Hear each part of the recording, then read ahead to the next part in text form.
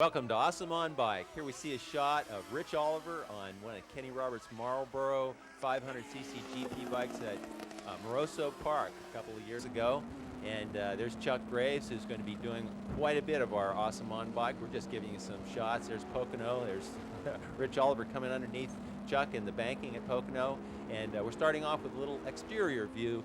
And we're going to get presently right into the Awesome on Bike footage. And we're going to show you what racing looks like from the pilot's seat. This is Keith Coate along with Chuck Graves. We're going to be showing you what the real excitement of racing. And we're going to start off here at Brainerd International Raceway. Chuck, you're riding the bike, and here we are in an aerial view. Talk a little bit about the track. This is turn one here, actually front straightaway heading on to turn one. This is probably 185 mile an hour straightaway. You go in there about flat out into turn one. Just crack out of the throttle to get the thing turned and right back in it. I think this is the start of a Formula USA event in 1991. There I am, charging to the front. Oliver. Okay, we're going to take a look. There you are, Chuck, right out in front into that banked turn one, and it is practically flat out on most bikes, going down a short straightaway in a fifth gear turn. Here we are with a few infield shots.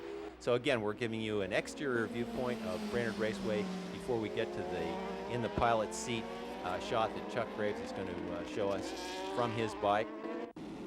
And here we are in the hot pit lane.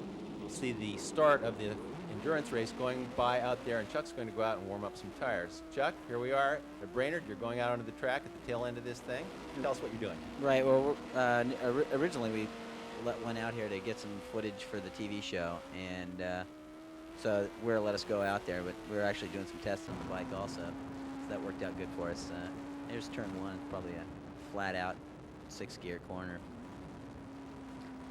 Okay, let's let you warm up your tires as you catch the back markers here in this beginning of this endurance event. Now this is a neat corner here. You run the thing right out to the paint line and flick it in. It is, and here's the bumpy part of the turn. It's really an amazing turn. We'll actually see some full action footage as we get the tires warmed up on your bike and get you moving through traffic here a little bit. Yeah, gotta try to be careful when you're going through these guys so that you don't interrupt their actual race that's going on. Just gotta be careful until you get past them. I love on-bike footage because it really gives you the right-up-close action of what motorcycle road racing is all about. You can see that riders have little or no regard for the other machines and the other riders out there on the racetrack. Everybody's fighting for a piece of space. You know, 1 foot on a motorcycle is a lot of space. If you can get a wheel in on underneath somebody, that's what motorcycle racing is all about. Here's a great view of the bridge there when you go underneath there on one wheel. That's always interesting. That's right. For all you viewers out there, when you see the cloud shots, that's Chuck with the front end up in the ground, off the ground. This bike's really fast. It's a 1186cc Suzuki, and it just, look at that. It'll just wheelie on command just about anywhere. Okay, we're starting up the front straightaway. 1 mile of straightaway. It includes the drag strip here at Brainerd International Raceway and also the shutdown area going into what we call turn one. This corner's probably 160 mile an hour corner. The straightaway right before you enter, it's probably 185. You just barely ease off the gas, and just enough to get the bike turned, and you're right back in it. Right, and here we are. The axle's heating up, and so are your tires. So let's see what we're going to do. This is fantastic footage. This is some of the middleweight production guys and middleweight superbike guys, the 600cc motorcycles. I see you're really being kind to them too, Chuck. Yeah, I don't want to hit any of them. Here's Dale Kiefer on his Yamaha. I think we'll go underneath him here and stand it up.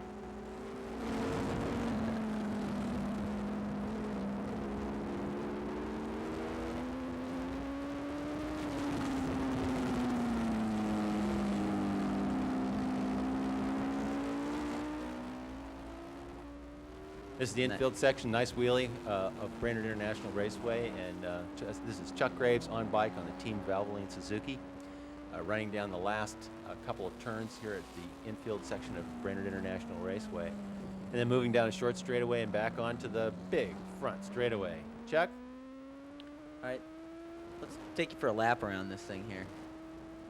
This is the last corner. I believe it's turn 11, isn't it? Turn 10, I think. Turn 10, okay.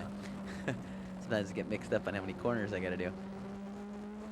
All right, we're onto the front straightaway here. You're going to accelerate this thing right up to about 185 miles an hour. Just really get cooking down here. I think aerodynamics plays a big part of top speed here at this racetrack. It's almost deceptive coming down the straightaway on the bike from the video camera's viewpoint because it definitely looks a lot faster than that when you're doing it, doesn't it? Yeah, it really does. It comes up a lot quicker. It's a lot simpler to watch it on a video. See how you exit turn 1, you're probably still doing 160, 165 miles an hour. And you dip it right back over into turn 2. It's real bumpy here on the inside. It just makes the bike want to shake all over the place. Yeah, you can see the camera movement through there. It's really deceptive. It makes you want to turn the throttle off, doesn't it? Right. Then you're back hard on the brakes, down 2 gears, into another right-hander, and just accelerate hard coming out of here. The front end will just stand right up. You're only on the gas for just a second. You got to get right back off the gas, get it turned to the left again. Another nice little wheelie on the exit of there, change directions, back into another right-hander. You're on the gas with the wheel in the air one more time. Another left-hander. This one's kind of deceiving. It tends to make you want to turn in too early, slowing down your corner speed, but maybe I'll get it better the next lap around. Catch some of these open class motorcycles here. This King Care, I love this one because you run across this patch and it's just a quick 90 right, so you just kind of turn it fast and slide the thing right up to the curb, and traction again, you get the thing stood right back up. That's a neat corner. Yeah, it really is. It's kind of like turning into your driveway, though, isn't it? Yeah, you just kind of, you just turn it quick and it's done.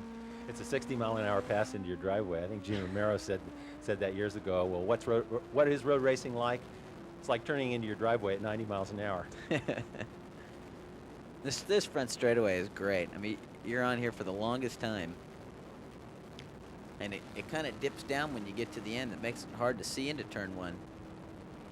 And it seems like the faster you go through here, the smoother this corner gets. And as you start to exit, it's bold, and it loses its camber on the exit, and it just slings you right out to the white line. Right, just to give some perspective on how fast a motorcycle would be going in the quick sections on this racetrack, you'd be looking at somewhere around 240 or 250 feet per second. Wow, that's really moving. That's almost a football field a second. That's right. Wow. Good thing you don't think about that when you're racing, right? Yeah, good thing there's no cars crossing the track. Okay, back in turn 3 at Brainerd International Raceway. Quick left, right transition with a bump right there. As you can see the camera shaking around. Very deceptive turn here.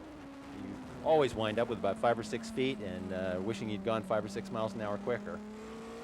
With a quick left-hand turn. Most of the turns at Brainerd International Raceway on the infield are 90-degree turns. This one is a little less than 90, of course, but it's a fast turn going into a slower turn, isn't it? Right, and then that quick flick from the left to the right there, that's real slick on the exit. The bike just wants to slide all the way to the curb. And the same thing right here. It just slides, and right when you get to the curb, and you seem to get traction. A wheelie right to the bridge. That's a neat corner. It is. Yeah, I like that one. All right, and down to turn 10, back onto the front straightaway. I think we're going to see some drafting and passing action right here. I think those are the leaders of the race.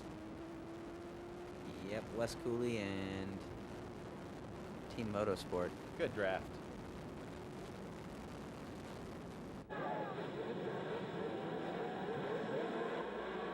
Before we get to the awesome on-bike, let's take a look at what rain racing looks like from an exterior viewpoint. Here we are at Groton, Michigan. We have a Formula USA event. Mike Smith on the Team Valvoline Suzuki on a big 1100 Suzuki machine. And we have two 250s and the Kenny Roberts Marlboro team with Rich Oliver and Robbie Peterson on them.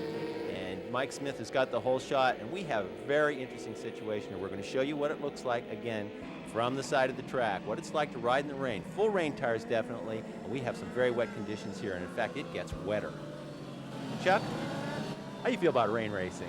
Well, you know, when I first started doing it, I didn't like it too much. But, you know, I watched the tape where you had talked about another rider and why he was going so much faster than everybody else. And I watched that tape over and over and over. And I said, you know what, I can do that. And now, just about every time I go out for a rain event, I'm right out in the front. That is correct. Well, here we have a couple of very interesting situations. A 1100cc bike against a 250cc bike here at Groton Raceway. Now, at this point in the race, this is it's a wet track, but the rain is not falling. As you can see, we don't see any drops coming down in the field. So traction's pretty decent, except for, of course, the puddles, right? Right. Now, in situations like that, rain racing is actually, for me, it's a lot more fun than riding in the dry, because you have to be so much more in tune to what you're doing. You can't make any big mistakes. You've got to be smooth. You've got to put the bike in the right spot. You got to bend it over in the right spot. You got to look out for the puddles. And when it's not coming down, you have a better view of what's going on, so it's not quite so dangerous, and I enjoy that. But you can really find out how far you can lean it over and how much you can slide the bike in the wet in those kind of conditions. Now, when the rain really starts coming down, ooh, it gets hairy, and I don't particularly like it. I know most of the other riders don't like it. Well, we're looking at a very wet, very rainy condition here at Groton Raceway. You can see the rain bouncing off the pavement. Almost looks like a fog situation there. The raindrops are getting the size of silver dollars. The pond is just rippled up from the rain, and everybody's throwing a rooster tail behind them. Now we're really in wet and rainy conditions. No wind, fortunately, which helps a lot. Right. Usually, if it gets windy, it blows things around a whole bunch and makes it harder to be smooth on the motorcycle. Let's watch them duck around here for a while in these wet conditions at Groton International Raceway. Mike Smith still in the lead of this event on the 1100 Suzuki. Now, the power of an 1100 is not necessarily an advantage when it comes to rain racing, is it, Chuck? Well, a lot of times you'll find it's a disadvantage because it's real hard to control the torque that those bikes have, and you get a lot of wheel spin because of that problem. But also, a 250 isn't that much more of an advantage either, because the power on those things are real peaky. So if you've got mechanics that can tune either one to suit the conditions for the wet, you're both in the same situation again. But if you don't, then one can be worse than the other. Not only that, but the weight of the bikes is a factor, isn't it? Some people say that the heavier bike is actually better than the lighter bike in the rain, and there are others who disagree and say it's 180 degrees off. Yeah, usually it'll be the rider riding the light bike says the big bike's got the advantage, and the guy riding the big bike thinks the little bike's got the advantage. But every time. And that's, of course, the truth. Here we have a definite raining condition. Mike Smith still in the lead, throwing up a big rooster tail behind that 1100cc Suzuki, going down into a very tricky part of the track, as you can see right there at Groton International Raceway in Michigan. Very wet Sunday afternoon here. Now, if it would dry out just a little bit, this would be a lot of fun. Whoa, big puddle right there. No traction. Definite hydroplaning situation there, right, Chuck? Yeah, whoa, another guy. Oh, there's a swapper. He was lucky he saved it. We're moving on to Shannonville Motorsports Park in Shannonville, Canada, for the annual American-Canadian Challenge, and this race is in the wet. Chuck, you were here. You raced at this event. Right. At the start of the race, I get pushed off the track in the third corner. I got T-boned by a guy, but I got back up and finished after I made a pit stop and tore my fairing off. Okay, we better mention that the camera bike is Pascal Picot, somebody with some definite intimate knowledge of this racetrack. He grew up in this area, raced on this track many times, and the Canadians, of course, known for their wet weather ability. We have the red flag standing out there, some of the pit crew moving off the track, and we see the light up in the left-hand corner at this racetrack. Instead of a flagman, we're going to be using lights like at the drag strip. It'll go red, yellow, and then green, and the bikes will be off. Very slippery conditions today at Shannonville Motorsports Park.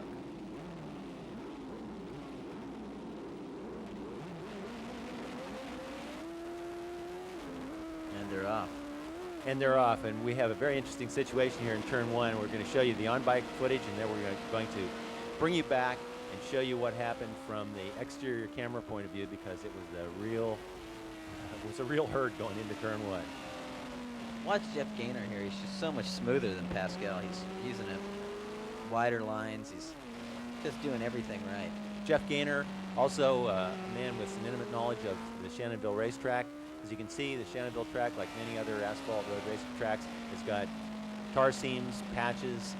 This track also happens to have a couple of very bumpy sections, and that's Jeff Gaynor in the lead, and he really has this Shannonville track dialed in. And as you pointed out, Chuck, he's using them very, very wide lines, so so he doesn't have to use as much lane angle, trying to stay up on the meatier part of the tire to get more tire on the ground for his drives off the turn. Yeah, he's just gone. Now here's our picture of the start. And we're going to take a look and see what happens to Robbie Peterson there, number 16 on the 500 GP bike, Kenny Roberts Marlboro team. And he was in contention for the Formula USA Championship that year, and this was definitely a setback for him. Very upset young man.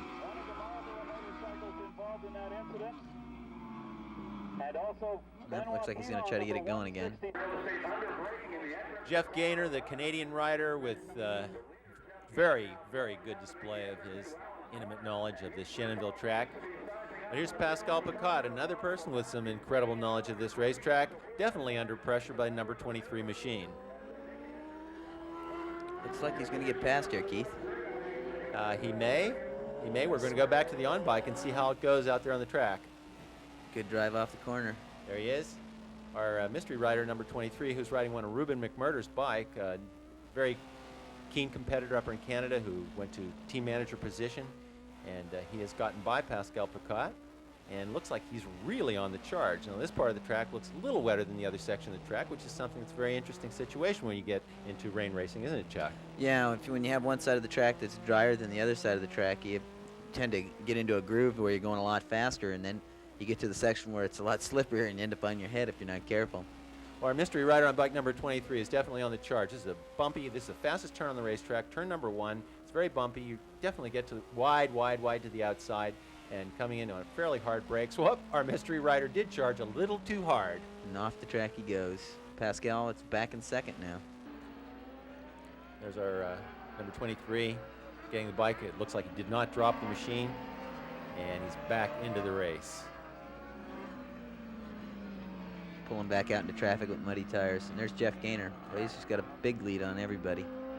Jeff Gaynor does have a big lead, and he's really taking advantage of the drying conditions here, although you can see the machine stepping out a little bit when it hits puddles and other slippery spots. There's Pascal Picotte with Tom Kipp coming up the rear.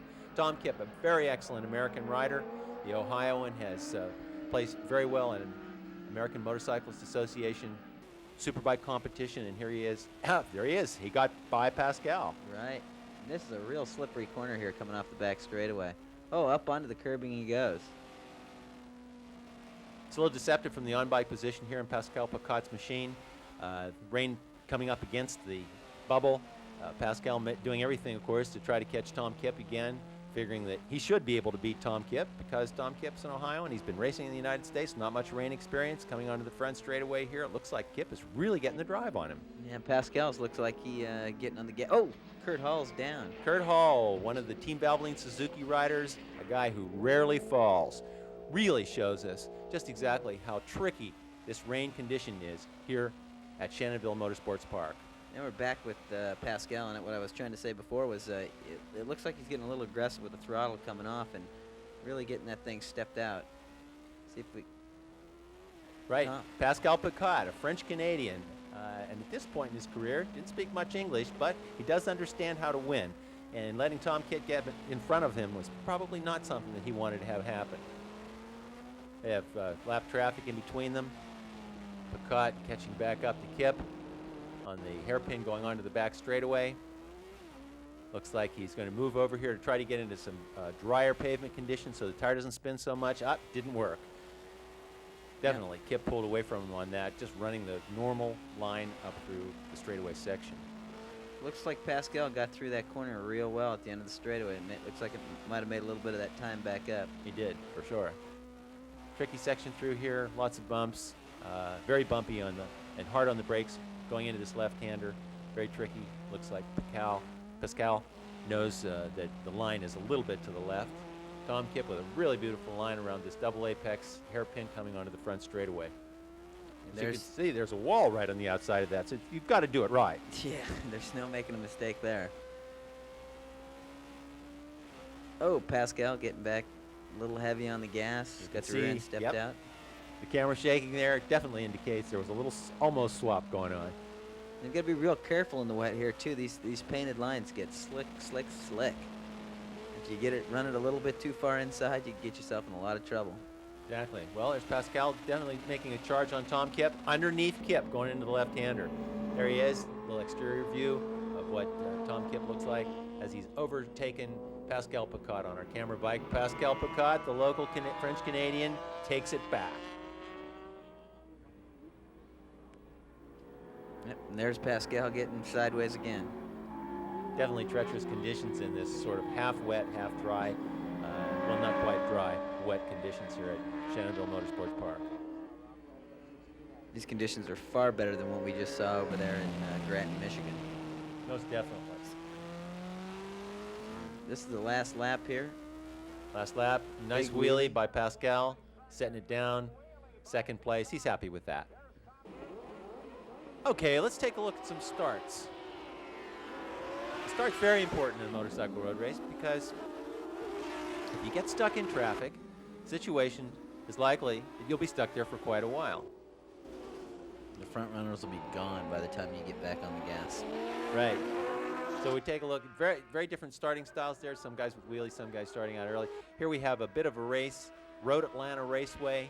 The start's already gone by, but we have it's just an interesting duel, and we're going to take a look at it for a while. That's Mike Smith up in front of Scott Russell. Scott Russell on the Muzzy Kawasaki, Mike Smith on the 1100cc Team Valvoline Suzuki. As you can see, the 1100cc bike doesn't really have much of an advantage except a little bit coming off the turns against the 750cc Kawasaki. There you are coming down through the S's at Road Atlanta, turn 5.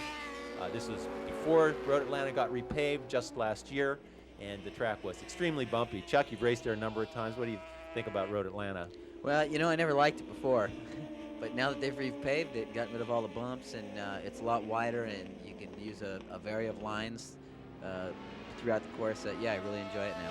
Okay, here we are coming onto the back straightaway out of a very tight hairpin, turn 7, up over the little crest, little wheelie there, and 6th gear, generally on a big bike. What are we looking at here, 175 miles an hour? Yeah, about 175. I think Lee Shirts had his bike clocked at 181 miles an hour. Amazing. Down the back, right before the dip there. That's called the gravity cavity, or the dip, the black hole at Road Atlanta, and that thing will really push your body down onto the tank. Coming up over the hill, crested turn right there under the bridge, down into the final turn at Road Atlanta, turn 10, coming on the front straightaway. Here's another start. We're going on bike with Chuck Graves. Chuck, what kind of race is this? This is a heat race for a 750 Suzuki National Cup Series race. This is probably an A or B race. They broke the heat race up into 2 legs. Half the guys in one, half the guys in the other. And I've got the lead right here, and Dave DeVoe. He's real aggressive. He wants to win this thing. Is this close racing or what? Of course, you can't tell when you're sitting on the front of the bike how close the guy behind you is, can you? No, you can't. So this lets you know where you're really losing ground, huh? It definitely does. Yeah, it would be nice to be able to view on bike footage of yourself in between races and practice sessions, wouldn't it? That'd be real helpful. Here we go with a nice string of bikes on second lap coming through the S's at Road Atlanta, up over turn 5, short straightaway here into a 90-degree right-hander, second gear turn, about 75, 80 miles an hour. Very, very short shoot, and then into the first gear, right-hander coming onto the back straightaway and into that long, long Road Atlanta back straightaway going into the gravity cavity. Yeah, that turn 7 there is real important because it leads onto that long back straightaway, and if you don't get a good drive off that, you'll be left in the weeds. Right, and it's particularly bumpy, and it does go a little off camber on the exit, so it makes it extremely difficult to get a good drive off there, even especially with a bike with a lot of power, doesn't it? Right. Sometimes you just got to go in there a little slower, and it helps you get out of there a little faster. So looks like I had a good drive there, but a little slow in the dip. Well, it didn't get by you. It's close action coming down the hill. Final turn on the front straightaway at Road Atlanta in Breslin, Georgia. It's Franklin Knight and Ray Yoder, I believe. Well, the main thing was they didn't get by you. No, this is just a heat race. This is just for grid positions. Okay, so you're running second right now. And that'd put me on the front row. Good.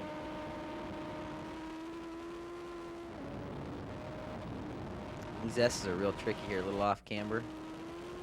Switch back a couple directions and into turn 5. Turn 5 is real bumpy, and there's only one place to put the motorcycle, and if you don't put it there, you'll be real slow. Exactly. With the repave and the widening of the track now, it's really a dream. They do run cars, and of course the track will deteriorate over the years, but we're really happy that the conditions at Road Atlanta have improved over this bumpy section.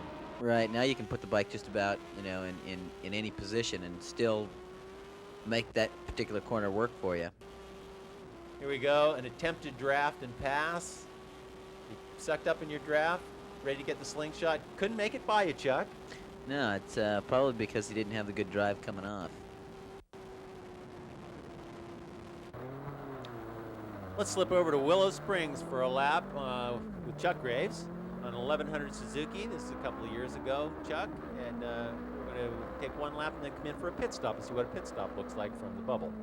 Okay. Out of the pits and through turn 1, hug the inside, make sure we don't get run over by anybody until we get up to speed.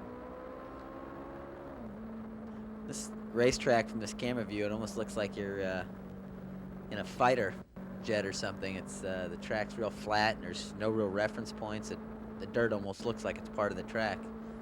That's true, and aside from the fact that it's Willow Springs International Raceway is out in the middle of the Mojave Desert, we don't have very many reference points at all. What you're seeing out there are just bald desert hills. Here we are in turn 3 at Willow Springs, going up into the Bud balcony, up around the double apex turn, omega-shaped turn 4 here at Willow Springs, up there in the balcony, down the hill, fairly steep downhill into a right-hand kink, the tail end of turn 4 and into turn 5.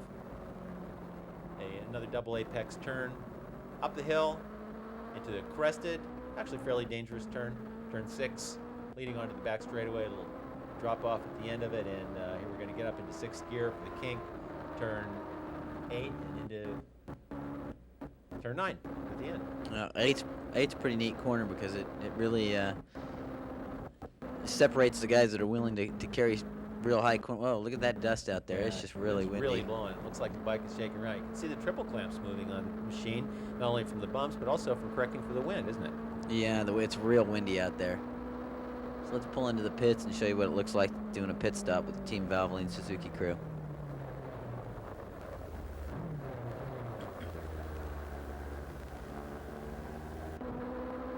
Back onto the track at full speed. Chuck Graves in the 1100cc Suzuki, exiting turn 2 and into turn 3, passing 2 riders handily. Right, up into 4. This is one of these corners where you can either let it swing wide or hug the inside all the way around. If you let it swing wide, you can leave a hole for another rider to come underneath you. So if you're in a dice, it's always a good idea to just run it along the inside. But if you're trying to make time around the racetrack, you can let it run wide up there through 4.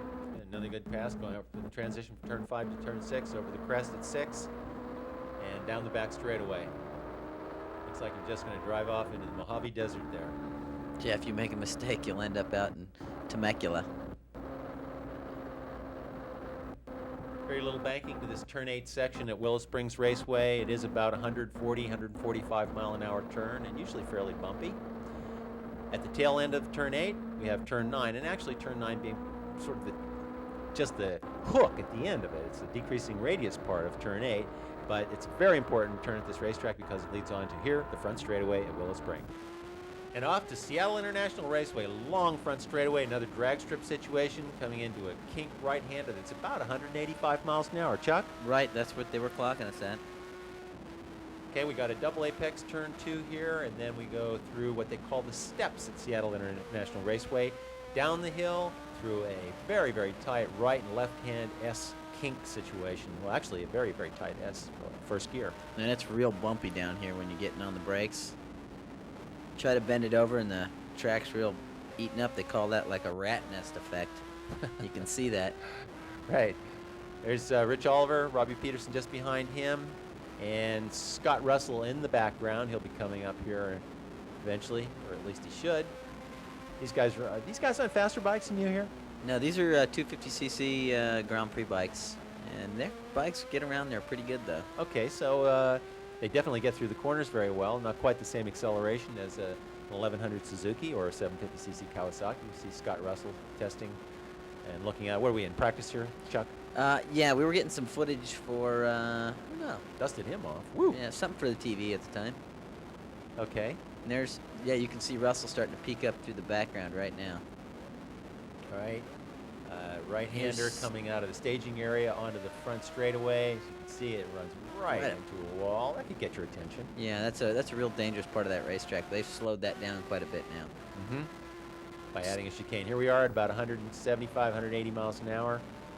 The end of the front straightaway into the kink right-hander, short shoot, and into the double apex right-hander, turn 2. Right, and this whole thing from here on out just heads downhill, downhill, downhill. When you get to the bottom of those steps there, it heads back up the hill. You'll see that here in a minute. Rich Oliver on that lightweight 250, getting down the hill, a little better on the brakes. Robbie Peterson going around the outside, or trying to. And there's Scott Russell. Scott Russell moving up on the pack.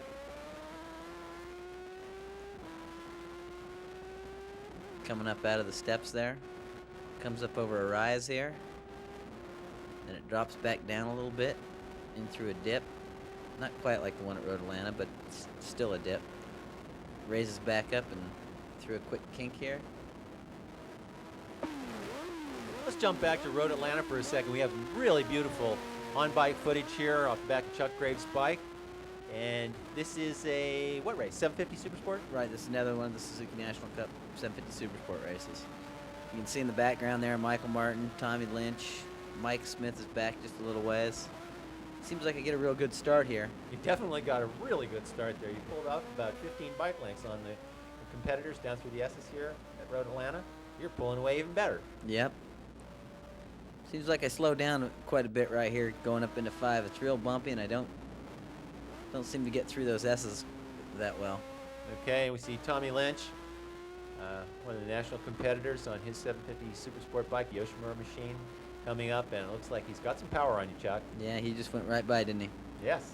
There's Michael Martin, who was in contention with you this year for the Formula USA Championship, but you got it. Yeah, a little bit of luck went my way.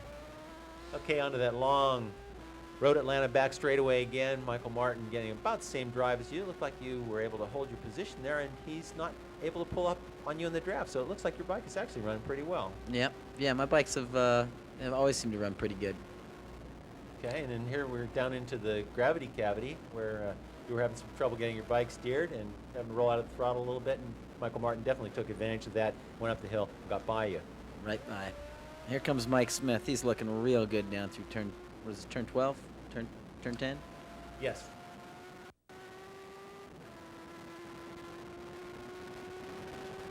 We came back to Road Atlanta. Let's take another look at Seattle International Raceway in a weather condition that we normally associate with the Great Northwest. Rain. Chuck Graves on 1100 Suzuki here in the wet at Seattle International Raceway, and this is one tire-spinning, nasty piece of business, isn't it, Chuck? Yeah, I don't think this bike was working all that well in the wet. It had too much power and too stiff a suspension and not being smooth enough on the throttle. Boy, and this was just a terrible day. Guys were flicking off the track left and right.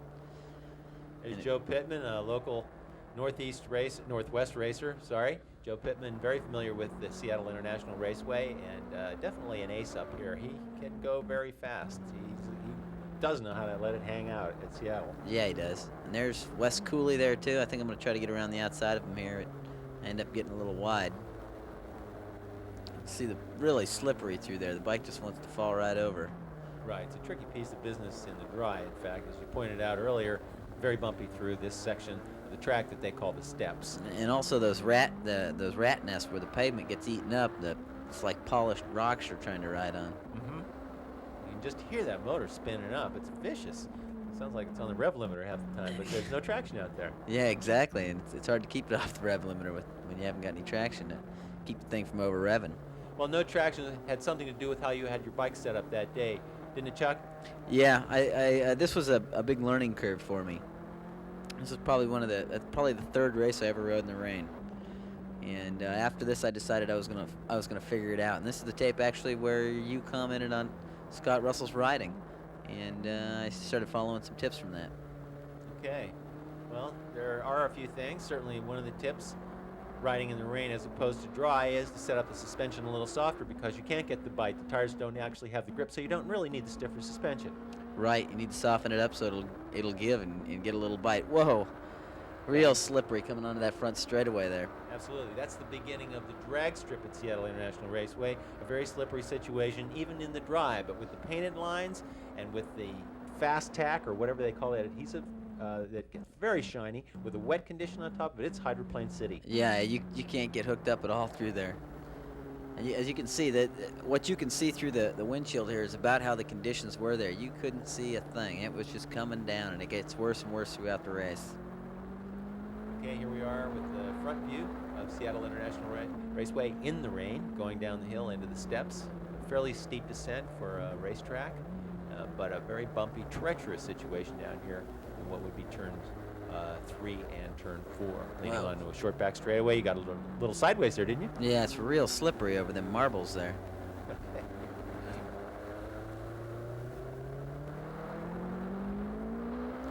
There's a little rise here. When you come up over the top of this thing, the bike gets light and wants to swap side to side when you come over the top. I can see the speed building on the bike with the rain just trying to run back off the bubble of the machine. Very wet section down here. Actually, rain collects in this part of the racetrack. Right. Back through those quick kinks again. Right, and up the hill. Also another treacherous section of the track after this short straightaway. This is the staging area again. We have all these white lines, white painted lines going into the final 2 turns at Seattle International Raceway. An extremely slippery situation that's compounded by those white painted lines. Right. Around the last corner again, we'll be almost ready to head back onto that front straight. Boy, you got to be careful coming across those lines.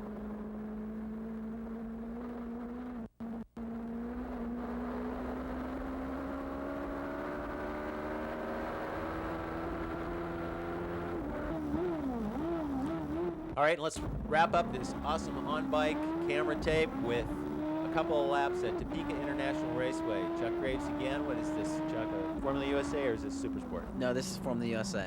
This is Okay. my 1100 Suzuki. Real tight bunch going in this first kink here. A little bit of Chicane. bumping there. Yeah. Rich Oliver slipping through. Rich Oliver on the 250cc Kenny Roberts Marlboro Yamaha that year with a nitrous bottle on it, which actually worked fairly well.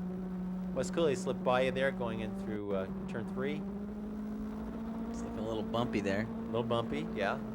This was actually a really fun racetrack. I haven't been there in so long. I forget what it was like, but I remember it being, real fast, sweeping corners, and flat. Very, it didn't have. It had some elevation change and Very one end little. of it. Very little. It's in the middle of Kansas, Chuck. Yeah. Not much elevation change in Kansas. Rolling hills. Yeah, they actually did engineer in some elevation changes on the track, mainly for rain clearance purposes. Here we go. This is the back straightaway with a built-in chicane here. Quick left, right, left. Another short straightaway coming up after that, and then we go through the Topeka S's.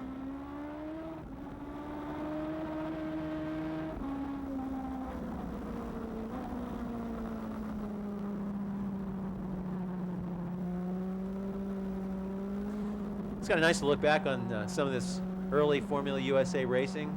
For you, you're the champion this year, and this was, as you say, your learning curve time, and you can look back on these things, maybe feel a little bit bad about the rides you have, but definitely good about your position today in the scheme of things. Yeah, I'd have to say so, Keith. I can look back on this and see what I really just wasn't doing what I needed to be doing to be out in front, and that's why I'm not out in front in this race.